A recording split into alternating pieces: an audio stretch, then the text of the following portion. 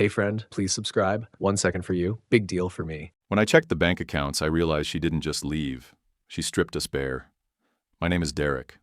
I'm 48 years old, and I live in Clarksville, Tennessee. I'd been married to Kelly for 23 years, or at least I thought I was. Until the afternoon she walked out. That day I came home early from work. The house was quiet, except for the sound of drawers opening and closing upstairs. I found Kelly in our bedroom, shoving clothes into a duffel bag. Not just clothes, though. I saw her gym shoes, passport, even her old laptop tucked into the side pocket. She didn't yell, didn't cry, didn't even look angry. Just busy. "Where are you going?" I asked. She didn't stop packing. "I just need to breathe," she mumbled, brushing past me like I was a stranger in a hallway. "Is there someone else?" She paused for half a second, enough to sting, then shook her head. "Number, it's not like that." But she wouldn't meet my eyes. I stood there frozen, waiting for a fight, an explanation, something. But all she left behind was her wedding ring on the kitchen counter, and the smell of her perfume in the air, and me, standing in the middle of the kitchen like a ghost. Our son Logan was upstairs. He's 16. Quiet kid, smart, always observant. He hadn't said a word when I came in, just shut his bedroom door like nothing happened. 5 minutes after Kelly walked out, I did the only thing I could think to do. I checked the bank accounts. What I saw nearly knocked the air out of me. Zero. Zero. Zero. Every account, every card, drained. Checking, savings, our rainy day fund, even Logan's college account. Wiped. She didn't just walk away. She cleaned us out. I stared at the screen, my hands shaking. Years of saving, budgeting, planning. Gone. I refreshed the page, thinking maybe it was a glitch. But it wasn't. And that's when Logan came downstairs. He was calm. Too calm. He walked over with a slice of apple in one hand, like it was any normal Tuesday. "Don't worry, Dad," he said, sitting across from me. "I already took care of it." I blinked. "What are you talking about?" He didn't elaborate, just leaned back in his chair like he'd just solved a crossword puzzle. I stared at him, trying to process what he meant. Was he in shock? Was he just trying to make me feel better? But no. He looked confident, almost satisfied. And for a second I didn't know who I was looking at. My son, my quiet, reserved, straight-A student son. But something had shifted. I just didn't know what yet. That night, after Logan went to bed, I stayed downstairs at the kitchen table, the glow from my laptop screen the only light in the room. I logged into everything.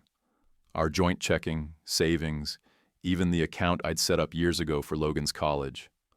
All gone. I stared at the numbers, or lack of them, trying to wrap my head around it.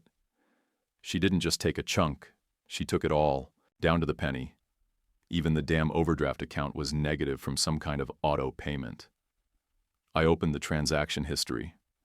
The withdrawals started 4 days ago, one after the other. Transfer. Wire. Transfer. Purchase. Another transfer. All while I was out at Tom's place, helping him build a new deck over the weekend. She waited until I was covered in sawdust and unreachable. I called the bank. Customer service was polite, but unhelpful. The woman on the line walked me through each transaction. "Yes, sir, all transfers were authenticated. Yes, she's an account holder. Yes, she used secure login credentials. No, nothing illegal occurred." It was all hers, all legal. Every cent she stole had been done by the book. I hung up, numb. Around 11, I heard Logan's footsteps on the stairs. He wandered in, barefoot, hoodie half-zipped, holding a peanut butter sandwich like it was just another Tuesday night. He leaned on the counter, chewing slowly. "You good?" he asked, nodding toward my laptop. I closed the lid. Did you know she did this?" He didn't blink. "Yeah, I figured it out a few weeks ago." "You what?" I saw her logging into the accounts from her iPad. I cross-checked the history on her browser. It didn't match what she told you about paying bills. That's when I knew something was off. I just stared at him. He took another bite of his sandwich, shrugged like he'd just remembered to take the trash out. "Don't worry, Dad. I handled it." There it was again, that phrase. I handled it. Like he was the adult in the room, and I was the one falling apart. Handled what exactly? He wiped his mouth with the sleeve of his hoodie. "I needed proof before I told you. So I used your phone a couple times while you were in the garage." I blinked. "My phone?" "Yeah. She left some of her logins saved on your Notes app. Not smart. I copied the ones for the banks, PayPal, Venmo, even her gym membership. She used the same password for almost everything. Real rookie move." He said it like we were discussing a school project, like he was just reporting back on a science fair experiment. "You went through all her stuff?" I asked, not even sure how I felt. Stunned, confused, borderline impressed. "She went through ours first," he said, plain and simple. "I just followed the trail." I rubbed my temples. "Jesus, Logan!" "I wasn't spying. I was investigating," he said. "There's a difference." I didn't even know what to say to that. My 16-year-old son had basically conducted a one-man sting operation, using my phone, and I hadn't had the slightest clue. He walked over, grabbed a bottle of water from the fridge, and started to leave. "Oh," he said over his shoulder, "I screenshotted everything. Transfers, logins, even her little email to that Brent guy. She's not exactly subtle." I stood there frozen, one hand still on my laptop, watching him head back upstairs like it was any other night. I'd thought he was just saying all that earlier to make me feel better. I had no idea he'd already been 2 steps ahead, tracking her, documenting her, planning something. I didn't know it yet, but Logan wasn't just reacting. He was preparing for war. The next few days were a blur. I barely slept. I'd sit in the garage with the lights off, just me and the smell of motor oil and dust, scrolling through old texts from Kelly like they were clues to a riddle I'd already lost. I left voicemails I knew she wouldn't return. Just call me, please. Then I'd delete them before she even had a chance to ignore them. Every time I heard the front door, my heart jumped like maybe she changed her mind. She hadn't. Meanwhile, Logan moved through the house like it was a regular week. He did the dishes without being asked, folded laundry, asked if I wanted chicken or tacos for dinner. No panic, no outbursts. Just this quiet steadiness that didn't match what we were living through. At first, I figured he was still in shock, maybe too young to fully process what had happened. But then something started gnawing at me. One night, I passed by his room to say goodnight. His door was open a crack. The lights were off except for the soft blue glow of his monitor. I expected to hear gaming clicks or maybe a YouTube video playing in the background, but instead, it was just typing, rhythmic, focused, like he was solving a puzzle. I knocked. "Hey, you good?" He minimized the window instantly, swiveling in his chair. "Yeah, just school stuff." His desk was spotless, too spotless. No notebooks, no coffee cups, no clutter, just a single USB drive and a sticky note with numbers on it. Definitely not homework. I didn't push. I just nodded and told him not to stay up too late. But something about that moment stuck with me. The next morning, he left early for a weekend robotics event at school. I was half proud, half grateful for the silence. I figured I'd do something normal, so I went to clean up his room, mostly to feel like I was still his dad, still useful in some small way. That's when I found it. A single sheet of paper slid between the pages of an old calculus book on his shelf. It was an email, printed, folded twice, then flattened again. The header showed Kelly's name. The recipient? Some guy named Brent. The subject line read, "Arizona Logistics, May timeline." My stomach turned. The message was short, but brutal. "Flights locked. I'll handle the apartment details on Monday. Derek shouldn't be an issue if we stay quiet. He's not the type to push back. Logan might notice, but we'll figure that out later." I sat down hard on his bed. She was planning this. Not just an escape, a relocation, a move to Arizona, with Brent, and I was just a footnote, an obstacle to handle. I stared at the paper for a long time, trying to convince myself maybe it was taken out of context. But I knew better. Later that night, I waited until Logan got back and asked him straight up, Did you print this? I held up the email. He didn't flinch. Yeah, he said, setting down his backpack like we were talking about the weather. You've been reading her emails? I had to, he said. I didn't want to bring you anything half-baked. Then he opened his laptop and turned the screen toward me. There were folders. Folders. Labeled and dated. Transfers. Emails. Device logins. Brent connections. Wait, what is this? He clicked through one. Screenshots of PayPal transfers, all routed to a second account under Kelly's maiden name. IP addresses, timestamps, device IDs. Even one labeled Brent Venmo activity that showed him paying for an Airbnb in Tempe 3 weeks ago. She's not just running away, Logan said calmly. She's rerouting everything to start over. New life, new address, new bank. Brent's been helping her. I tracked their chats too. He's dumber than she is. Never clears his browser. I felt like the walls were closing in. You shouldn't be doing this, I said. But even as the words left my mouth, I couldn't unsee the meticulous layout of his evidence. I didn't go looking, he said. Not at first. But once I saw what she was doing, I had to know how deep it went. I stared at my son, this quiet, thoughtful kid, and realized he hadn't just stumbled on her secret. He'd been building a case, and whatever he was planning, it wasn't over, not even close. The next night I knocked on Logan's door and stepped in without waiting. He was at his desk again, typing something, headphones around his neck.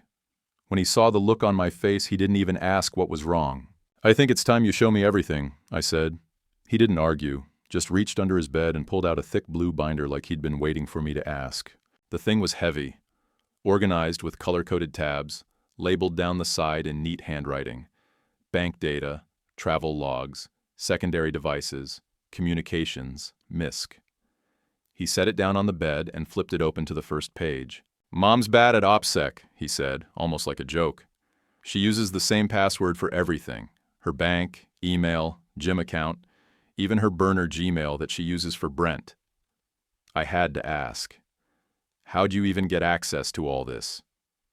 He shrugged. I used your phone to verify the recovery codes when I needed to. She'd logged in once to pay a bill from there. I just retraced it. I stared down at the binder. The first section was a list of routing and account numbers, all tied to transfers, several of them made under Kelly's maiden name, funneled through apps and online banks I didn't even recognize. She set up a second checking account through an online bank, Logan explained, flipping pages. Used it to stash money out of sight. I backtracked the deposits. They matched perfectly with the withdrawals from our accounts.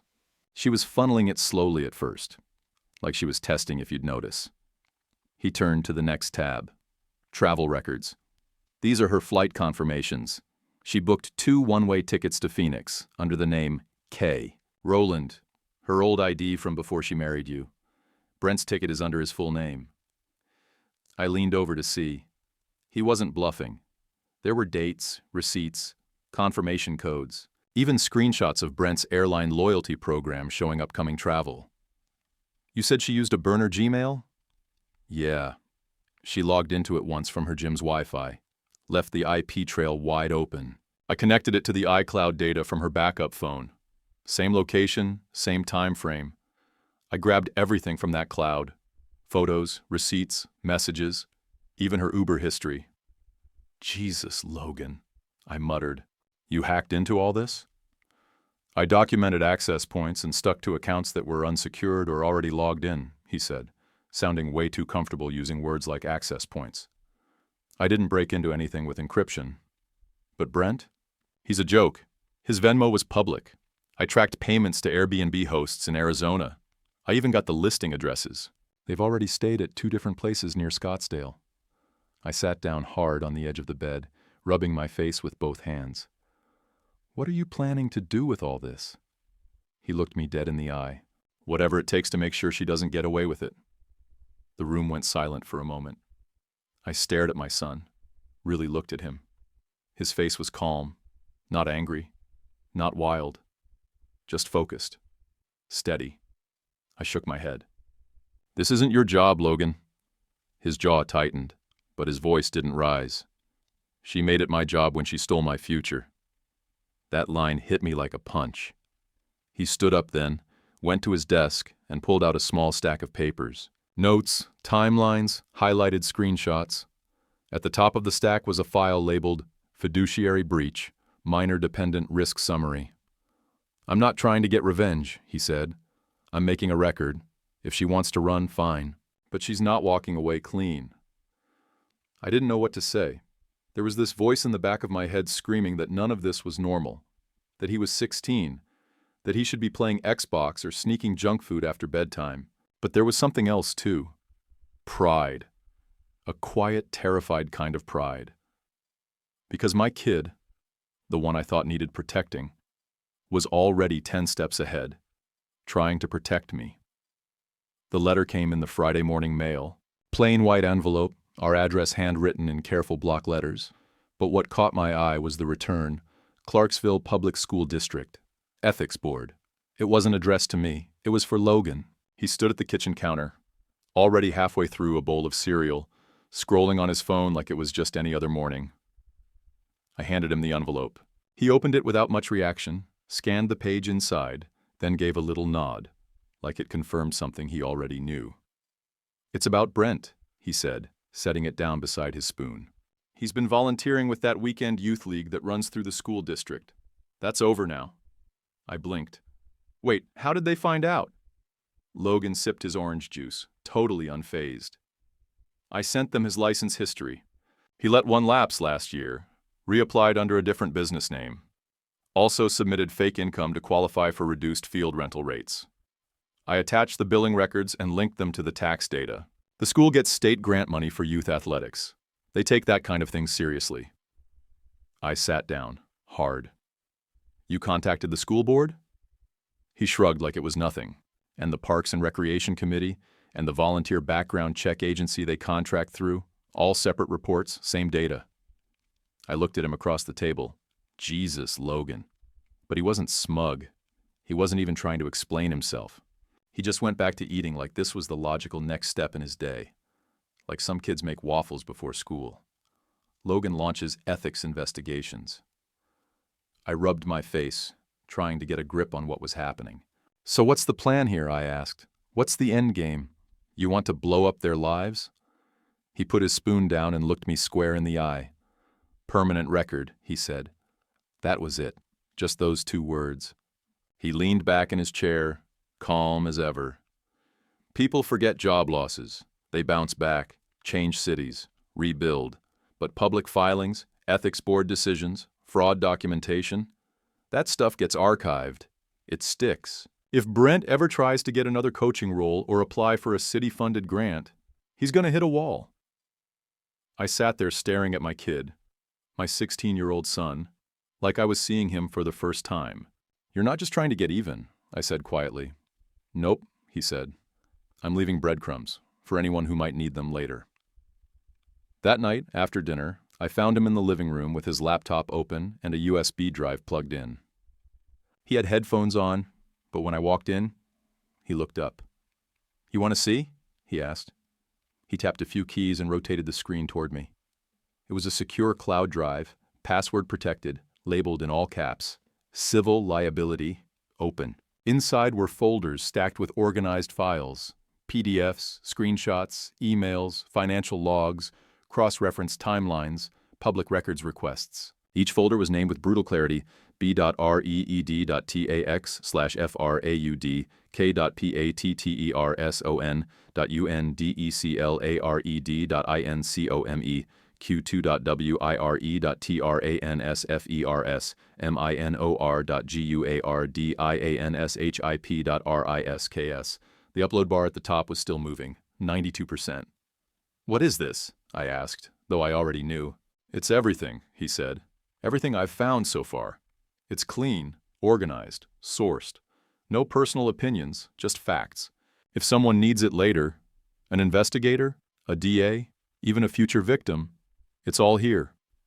I stared at the screen, my heart pounding. "You're documenting them," I said. He nodded. "Yeah, for the next person they screw over." I had thought deep down that he was just angry, that this was all about vengeance, about punishing Kelly and Brent for what they did. And maybe it started that way. But this wasn't revenge. This was preparation. He was building something permanent.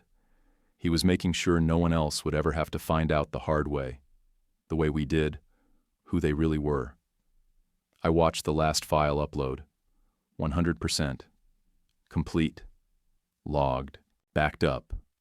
Logan didn't smile. He didn't celebrate. He just clicked share, copied the link, and closed the lid. And I realized then, my son wasn't burning bridges. He was building a case. By the next afternoon, the cracks were starting to show. It started with Kelly's LinkedIn, just gone. Profile photo deleted, work history wiped clean. All it said now was, user not available. I refreshed it twice to be sure. Then I checked the Tennessee Business Registry out of curiosity. Brent's personal training license? Under review. Application status flagged. Probationary notice pending. And then I got the notification I wasn't expecting. A ping from the family court system. An alert on my account login, tied to Logan's name. There it was in plain text. Temporary financial protection order, filed on behalf of minor dependent. Filed by a third-party guardian service. Legal Zoom style, but real. My son had legally flagged his own mother for financial guardianship fraud. I stepped outside and found him in the backyard, sitting on a lawn chair like he was watching a football game. His laptop balanced on his knees, sunlight reflecting off the screen. Calm, focused. The air was warm, but he had a hoodie on, sleeves pushed up, eyes scanning a spreadsheet like he was monitoring troop positions. "You filed something?" I asked, stepping off the porch. "Yeah," he said, not looking up. "The TFP order triggers a financial audit through the state. They'll freeze anything with her name tied to it if the fraud alert holds." I stared at him. "Jesus, Logan. She shouldn't have used your name on those withdrawals, or mine, or signed into my 529 plan without consent." He glanced over at me. "That counts." I sat down in the chair next to him, silent for a second. "She's going to panic." He clicked something, checked a timestamp. "She already is." Then he pulled out his phone and turned the screen to me. One unread message. "Kelly. Please, just call me. We can fix this. You're scaring me." I read it twice. "You haven't answered her?" I asked. "Nope." The screen dimmed. He slipped the phone back into his pocket and went right back to typing. It wasn't just that he was doing all of this. It was the way he was doing it. Calm, calculated, detached. No anger, no smug satisfaction. Just task after task, like a list he was checking off. That night, I passed his room and noticed his door open just a little. I tapped once, then peeked in. He was at his desk again, typing. This time in a Word doc titled Fiduciary Negligence Report, Minor Victim Statement. I stood in the doorway for a second, watching. His screen was filled with bullet points and footnotes, citations from Tennessee law, screenshots of account activity, even a quote from a child welfare website about custodial abuse of financial assets. He was 16, and he was building a legal case against his own mother. "Hey," I said quietly. "You need a break?" He didn't stop typing. "I'm fine.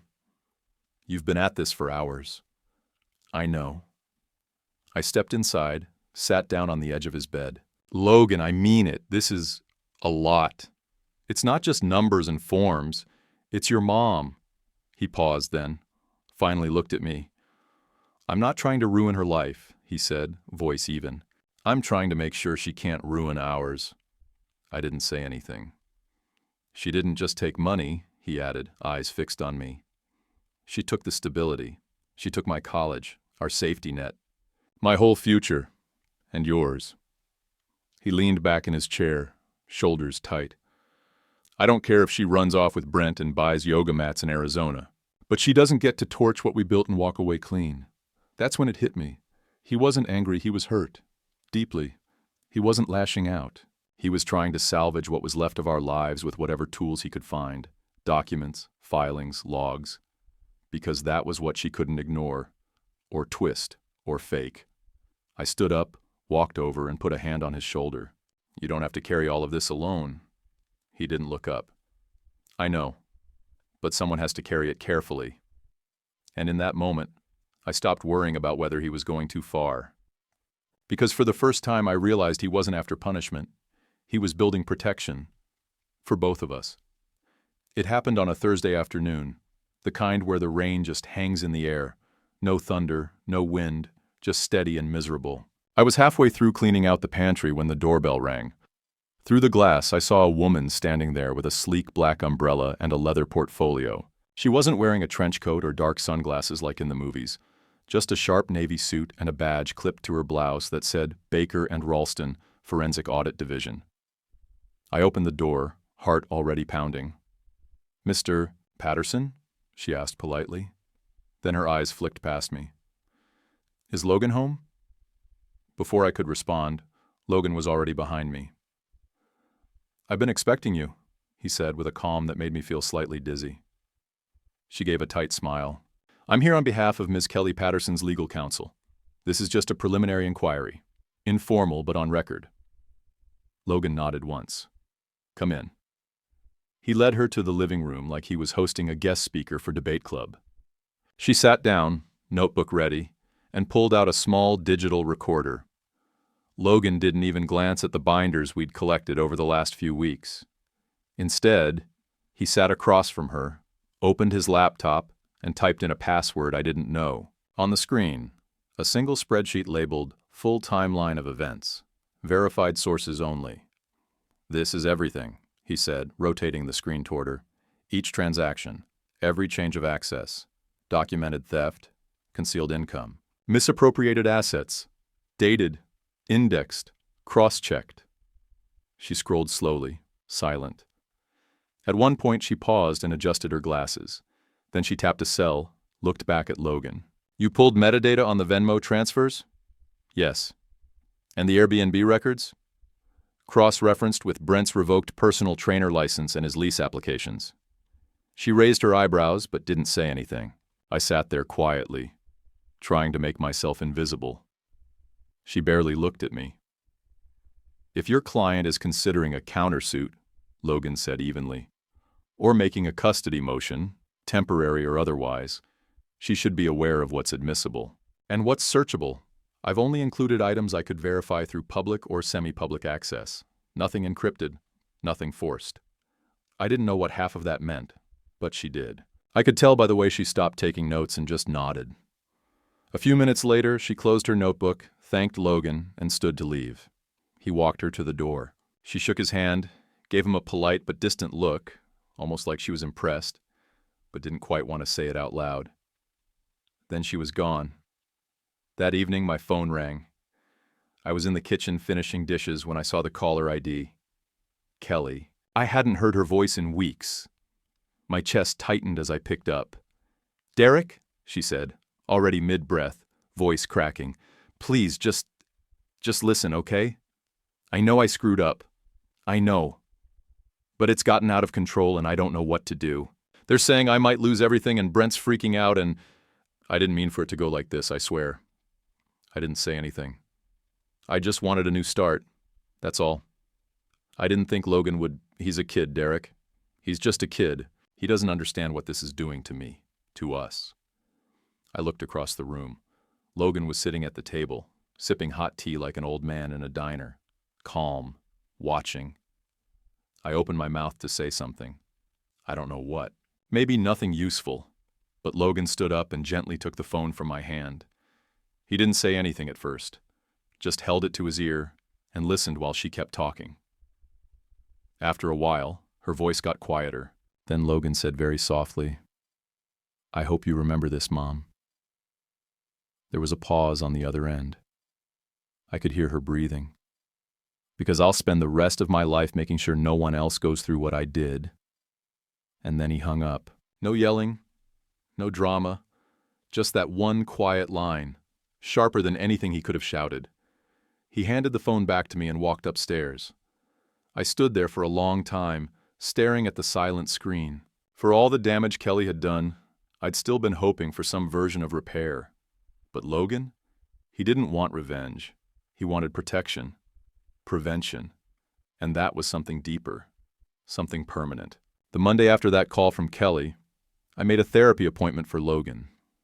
He didn't argue, just nodded when I brought it up and said, "Yeah, might be good to talk to someone who isn't collecting metadata." Dr. Briscoe was calm, plain spoken. No clipboard, no couch cliches. She just asked questions, listened, and let Logan set the pace. After the second session, she pulled me aside. "He's not broken," she said. "He's focused. That focus is protecting him, but it's also how he's coping. Is that healthy?" She gave me a look. "Considering what he's been through, it's remarkable." Back home, Logan was already elbows deep in our finances. He reorganized our bank accounts, moved everything into a new credit union, set up multi-factor authentication, shredded the old joint documents with Kelly's name on them. I caught him on a Zoom call with our mortgage company walking them through the power of attorney updates like he'd been doing it for years. He printed out a budget spreadsheet, labeled each section, and even color-coded which bills were auto-drafted versus manual. I offered to take it over, of course. But every time I said, "You don't have to do this," he just shrugged and said, "I know, but someone has to." That was the thing. He wasn't grieving anymore. He was executing. Like there was a clock ticking somewhere and he couldn't afford to waste time on emotions. One night, I found him sitting in front of his computer again, but this time he wasn't digging through financial records or court dockets. He had a Word document open titled, "Youth Guide to Financial Safety, Draft 1. I leaned against the doorframe. "What's that?" He looked over his shoulder. "I've been thinking about it. What happened to us? It's not just rare, it's invisible. Kids don't even know what to look for. Parents can empty your account, take out loans in your name, mess with your tuition, and nobody tells you how to see it coming. So you're writing a guide?" "Yeah, something real. Not like a school pamphlet that says protect your password. I'm talking examples, red flags, what to check, where to get help, how to document things." He clicked through a few slides he'd already built. If your parent asks for your login but won't show you the statement, flag that. If bank deposits don't match what you were told, take screenshots. If someone says you're overreacting when you ask about money, start writing things down. He wasn't just writing this for himself. He was writing it like someone had needed it years ago and never found it. "This is good," I said, surprised at how polished it already looked. "You thinking of putting it online?" "Eventually. I want to keep it open source, editable, maybe even translate it." He said it like he was talking about homework. No big announcement, no fanfare, just something that had to be done. A few days later, he showed me the full outline. 17 sections, sample screenshots, a page on navigating awkward conversations with adults, a glossary of financial terms, a whole section called "What to Do if You're a Minor and You Discover Fraud." It hit me then. This wasn't just about us anymore. He wasn't trying to get closure. He was building a damn lighthouse. By the end of that week, he had the whole thing uploaded to a private Google Drive, password protected. He emailed it to Dr. Briscoe first and asked for feedback. Then he reached out to one of the counselors at school, quietly, privately, and asked if they had a student resource board for financial literacy. "I don't want my name on it," he said. "Just the information. That's the important part." But I could see it in his eyes. The drive. The purpose. He wasn't just surviving anymore. He was reaching back, trying to pull someone else out before they drowned like we did. That night, after he went to bed, I poured myself a glass of wine and sat alone at the kitchen table. I thought about everything he'd lost, everything I'd failed to protect. Then I thought about what he was doing with it now. Logan didn't just pick up the pieces. He was using them to build something solid, something that might actually help someone else survive the kind of betrayal most people never even see coming. It started with a Wix page. Just a plain blue banner with white text, "Shield Up Youth, Financial Protection for Teens and Dependents." No bio, no personal info, just clean, direct language. A link to the downloadable guide, a section for anonymous questions. A line at the bottom that said, "Knowledge is your firewall." That was Logan's doing. Every word, every layout choice. He didn't ask for help. He just did it. By the end of the week, he had a section up for case examples with redacted versions of real scenarios, pulled from our experience, but also a couple others he'd quietly collected through a Reddit thread he'd posted under a throwaway account. A few days later, a local nonprofit that partners with schools reached out to the site. I found out when I opened our shared email account and saw a message with the subject line, Resource Request, District Pilot Program. They wanted to use his guide in their high school financial literacy program. I walked into the living room holding the laptop like it was a winning lottery ticket. Did you see this? Logan didn't even look up from his notebook. Yeah, they emailed me earlier. I gave them access to the PDF and the parent guide. You made a parent guide? Yeah, he said casually. Kids don't always know how to start the conversation. It helps if parents have a way in. I stood there, stunned. You're doing more than just warning people. He finally looked up. I'm trying to shift the default. Kids assume parents always act in their best interest. Sometimes that's true. Sometimes it isn't. But no one tells them how to tell the difference. He said it so calmly, it felt like a philosophy lecture. But underneath that cool exterior, I knew he still carried every bruise she left behind. Word spread faster than I expected. The site got shared by 2 high school counselors, then a church youth group, then a family therapist in Kentucky. I watched the analytics climb, slowly but steadily. By the end of the second month, Logan was consulting, quietly, an encrypted email, a pseudonym, L. Patterson, and a simple intake form. He offered free advice, but 5 families insisted on paying him. We set up a secure PayPal. He used the money to buy a refurbished Chromebook for a kid in Texas whose mom had drained her $529 plan. He didn't gloat. He didn't even smile. He just said, "She's gonna need that degree more than a fresh start in Arizona." Then came the webinar. He recorded it in the basement, camera off, voice modulated just enough to mask his age. I watched from the stairs. "This isn't revenge," he said during the Q&A. "It's prevention. Financial abuse doesn't always look like theft. Sometimes it looks like silence, like secrets, like missing statements and excuses. Kids have the right to know where their future stands." I don't know how long I sat there after it ended. I just remember thinking, he's not a kid anymore. He's something else now. But even with all that going on, the clients, the site, the interviews he declined but still got asked for, Logan never got loud about it. He didn't brag. He didn't post. He just kept building. Then one night we were sitting on the back porch. Quiet, warm air, a couple mugs of tea. The cicadas were going hard in the trees. Logan stared up at the sky for a long time. Then he asked me something I wasn't ready for. "Do you think Mom ever loved us?" he said, barely above a whisper. "Or did she just like having a family she could take from?" I didn't answer right away, because I didn't know how to. Part of me wanted to say yes, to give him some kind of comfort, even if it was fake. But another part of me, the one that had watched our accounts drain and listened to her walk out the door without a single apology, couldn't lie to him. So I said the only thing I could. "I think maybe she loved us in the way she knew how, but it wasn't the kind of love that keeps you safe." Logan nodded once, then went back to sipping his tea. He didn't need me to say more. He already knew. 6 months later, Shield Up wasn't just a website anymore. It was a movement. 7 states.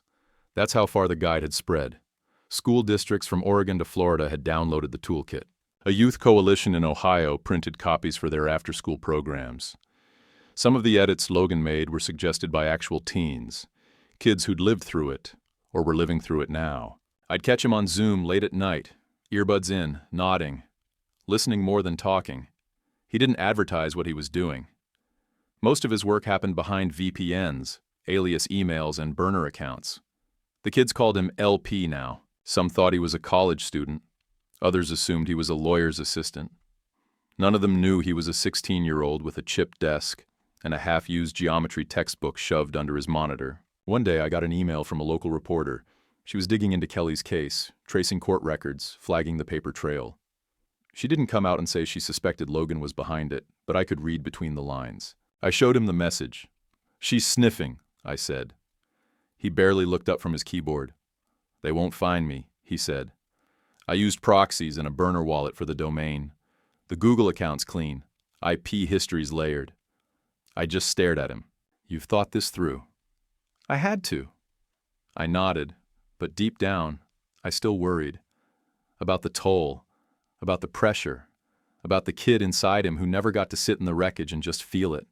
But that night, I walked past his room and heard his voice. Calm, low, steady, speaking to someone on a video call. A girl, maybe 14, 15, curly hair, red eyes. Logan leaned in close to his mic. You're not crazy, he said. You're not overreacting, and it's not your fault. Adults should protect your future, not cash it out. She sniffled and gave a small nod. He stayed with her until she calmed down. I closed his door quietly and walked away. Later that week, I sat down in our kitchen, just me and a beer, and the evening light coming in through the blinds. I thought about Kelly, about how fast she'd walked out of our lives, about how empty the bank accounts were and how much further we still had to go to get back on solid ground. But Logan wasn't just surviving anymore. He'd built something strong, not just for himself, for others, for the kids who'd never see it coming. She left us broken. He turned it into something bulletproof. She took our money, he took everything else. YouTube picked this for you. Tap it. Let's see if they guessed right.